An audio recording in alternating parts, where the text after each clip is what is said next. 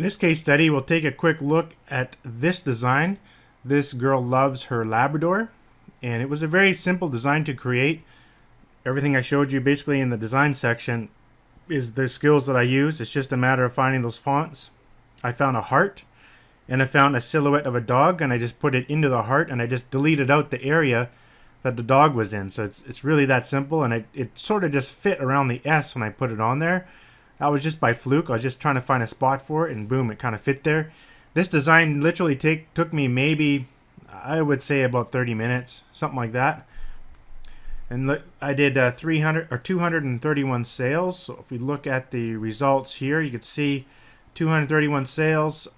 I made almost 4,000 bucks. And going inside of my Facebook, I used the reports tool, and I stuck in the word lab to search because I know I did more than one campaign. And when I did this campaign, this is before Facebook introduced the ad sets feature. So back then I had to have a whole bunch of campaigns running at once. So right now you wouldn't have to do that. You just put all of these in one campaign and have them all as ad sets. But so I have to find them all by putting the word lab, and I had a bunch of them there. And if you add all the amounts spent up, you will see that I got it added up here in Excel. It adds up to $2,900 in ad spend, and I made $3,900, so that's around $1,000 cash profit in a week. I probably could have did a lot better. That one, I may have pushed it a bit with.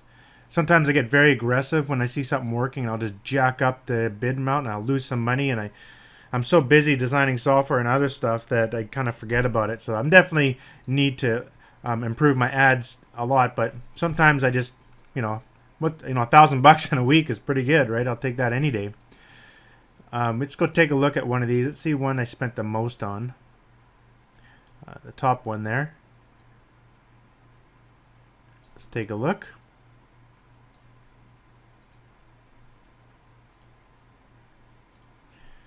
Let's take a look at the ad here. Look at my targets.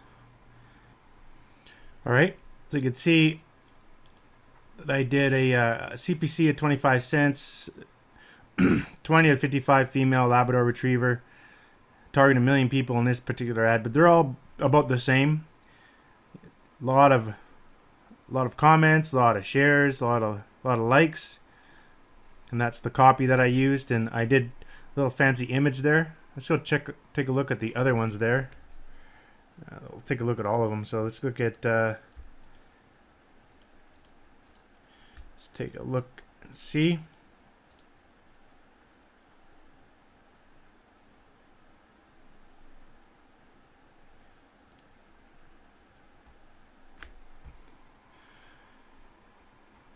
Labrador Retriever. This looks like I hit a page post on my page there. So let's go.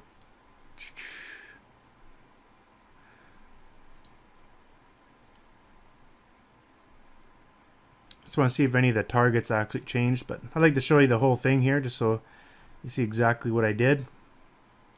Oh, I tried a partner category with no children in the home. From what I recall, this one didn't do too bad.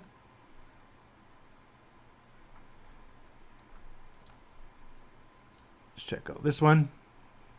So as long as you're testing, money in, money out, like what Don Wilson says in his course, as long as the money going in is lower than the money going out, you're good to go. So just want to show everything I've done here on each one. Like one more campaign here. Mixed targeting. 2.4%. This is CPM, optimized CPM. So those are all the campaigns that I ran to make all of that money. Of course, I probably could have played around in there and dug in to see who's buying and really narrow it down, and could have done a little bit better from all the stuff I'm showing in this video. But that's one case study where I've done this girl loves her Labrador, and this can obviously be expanded to any dog, right? All the top dogs. Before I did this and I was doing my research, I simply went in the US on Google and just searched for what was the most popular dog in the US, and it was Labrador Retriever. So that's why I did Lab first. But that doesn't really mean that people aren't obsessed with their bulldogs or pit bulls or whatever, right? You go and try all of them. I'm sure this has been done by now, like several times, because I got the idea by seeing someone else do it.